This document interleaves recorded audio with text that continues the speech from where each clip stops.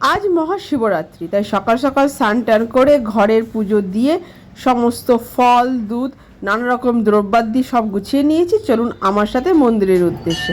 মন্দিরে এসে গেছি, সুন্দর করে বেলুন দিয়ে সাজিয়েছে। প্রথমে ফুল বেলপাতা আনুষঙ্গিক জিনিসগুলো নিয়ে নিলাম।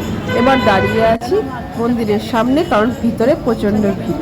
প্রথমে জলাভিষেক করে তারপরে দুধ দিয়ে মহাদেবকে স্নান করে নিজের মতো করে আরাধনা করলাম।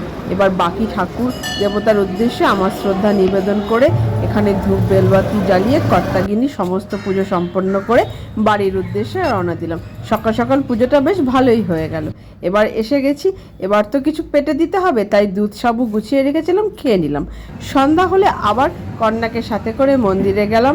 আবার ঠাকুরের কাছে প্রার্থনা করলাম যাতে সমস্ত কিছু ভালোভাবে কেটে যায়।